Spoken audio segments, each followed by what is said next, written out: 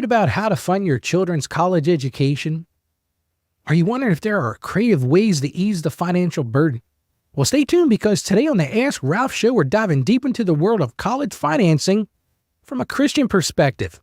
I'm going to give you some ways to reduce the stress and just maybe make the process easier for you. Before we jump into today's exciting topic, let's take a look back at yesterday's show. Yesterday, we discussed how to respond to financial trials and uncertainty by using our faith. Remember this, friends. Our God is bigger than any financial challenge we face. You can find all of our past episodes at AskRalph.com. Now let's get to today's burning question. It comes from Martha in Austin, Texas, and Martha writes this. Dear Ralph, my oldest child is entering high school this fall, and I'm already losing sleep over how we're going to pay for college. Between my husband's small business and my small part-time job, we make ends meet, but we haven't been able to save much for our kids' education. So Ralph, what are our options? Is it even possible to pay for college without going into massive debt? Help! Well, Martha, I hear you loud and clear.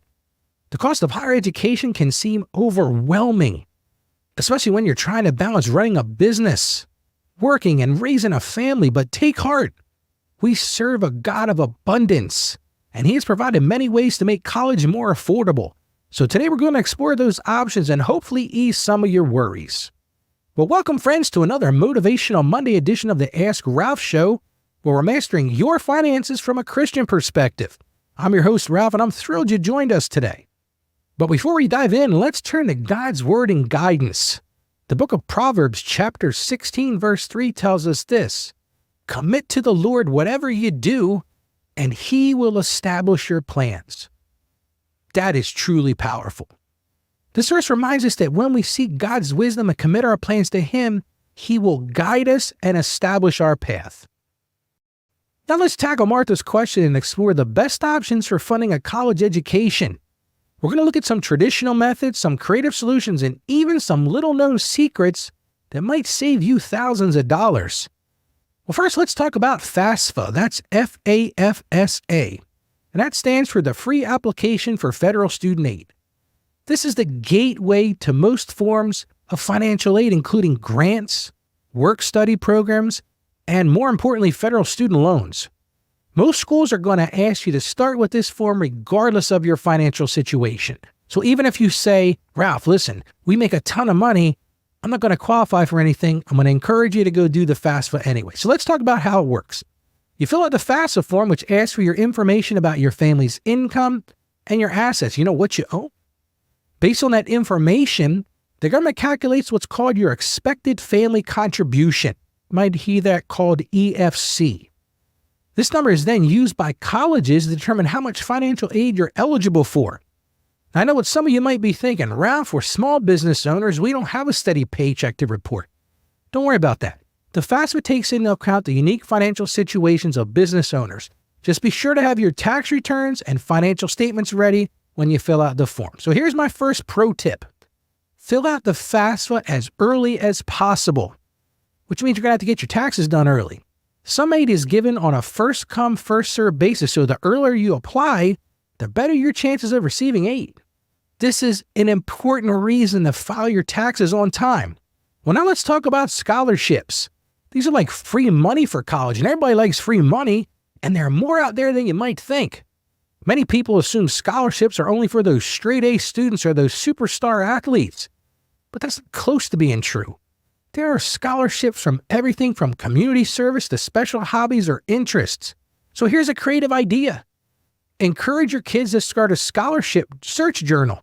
Then keep track of scholarships they're eligible for, the deadlines, and more importantly, the application requirements. You can make this a family project to search for and apply for scholarships together. It's a great way to teach your kids about financial responsibility and the value of hard work. And remember this, no scholarship is too small. Even a $500 scholarship can cover the cost of textbooks for a semester. Remember when I was in college, those books were outrageously expensive. And here's a little known secret. Some scholarships are renewable, meaning if you meet certain criteria, you can receive that award each year that you're in college. Always read the fine print and look for these gems. They're great things to find. It truly amazes me when I meet with clients in my practice how few people actually research and review these scholarships. I've had many parents tell me their kids just didn't want to take the time to complete the requirements for the scholarships. Well, to that I say this. Tell your kids that if they want to go to college, then they need to make this their full-time job. If they think the work is hard now applying for these scholarships, wait until they're in college. They need to see the impact of this on their family bottom line, and you have to stress that to them. It is majorly important. Let's talk about some more creative ways to fund a college education. It's things I promised you. Have you considered dual enrollment programs? These allow high school students to take college courses and earn college credit while they're still in high school. Not only does this give your child a head start on their degree, but can also significantly reduce the overall cost of college. Another great option is community college. Starting at a community college and then transferring to a 4-year institution can save you thousands of dollars.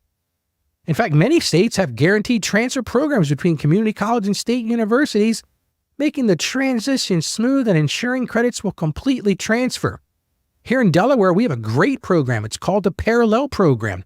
I have many clients who have used this for their children with excellent success, and here, I believe the first 2 years are free.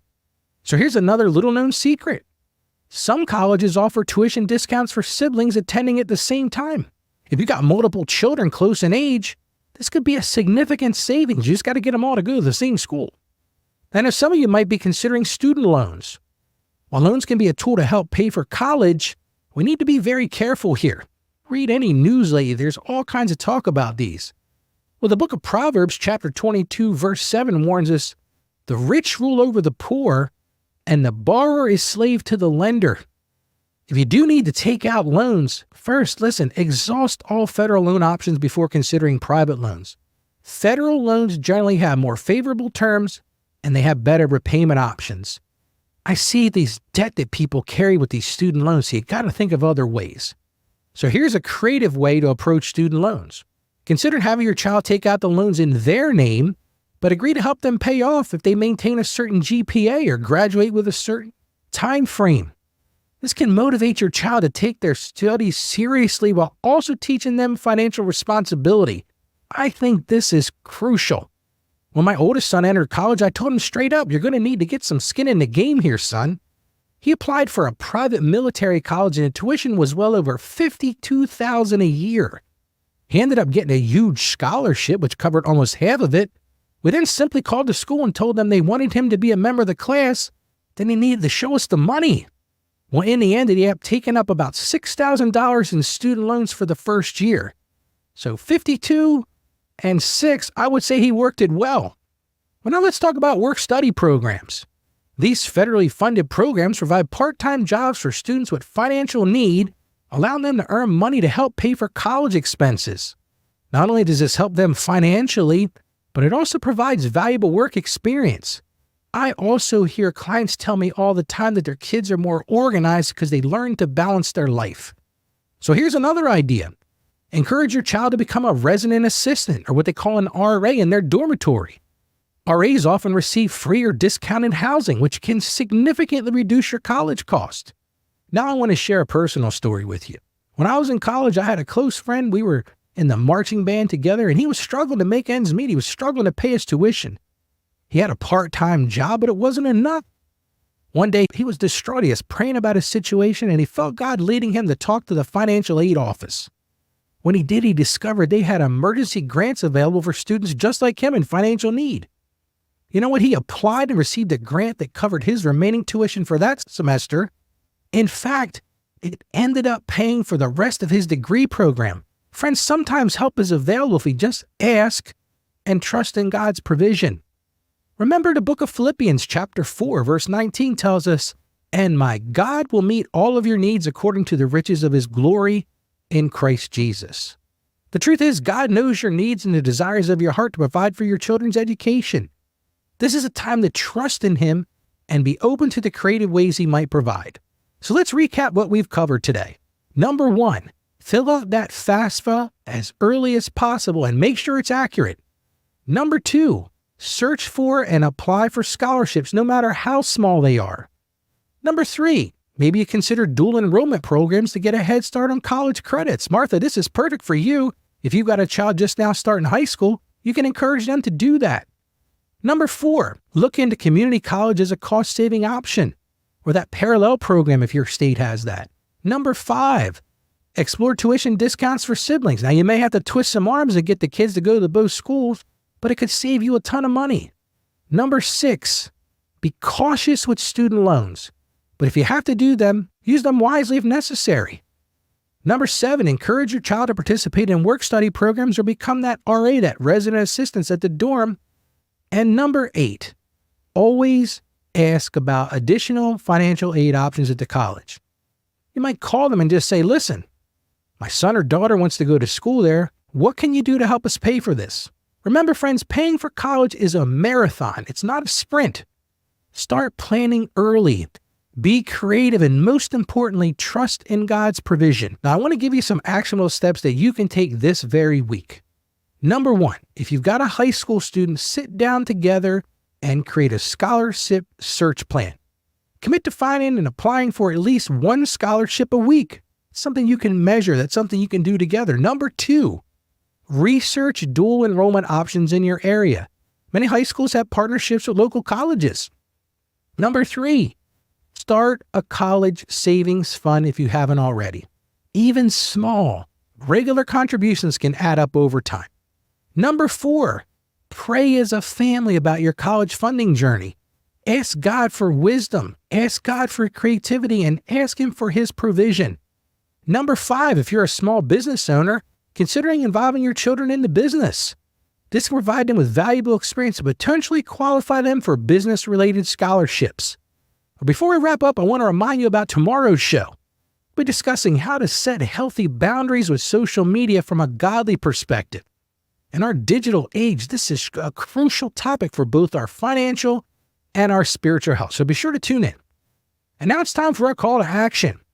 If you found value in today's episode, I encourage you to share with others who might be wrestling with college funding questions. You can find shareable links on our website. That's right, at askralph.com. While you're there, why not join our community? When you sign up for our email list, you'll receive a free copy of my book. It's Mastering Your Finances. It's 47 pages. This book normally sells for $10 on Amazon, but it's my gift to you for being a part of our community. Remember, friends, the whole point of the Ask Ralph show is to answer your questions. So keep them coming. Your questions shape our show and help us serve our community better, so we can answer questions like Martha. As we close, I want to remind you that God is with you on this financial journey. He truly cares about every aspect of your life, including how you fund your children's education. Trust in His provision. Seek His wisdom and be open to the creative ways He might provide. So as I close, as I always say, stay financially savvy and God bless. We'll talk to you again soon. Thank you for joining us on the Ask Ralph podcast. And with a simple click to subscribe, we'll invite you back to our next episode. And remember, financial issues don't have to be complicated. Just ask Ralph.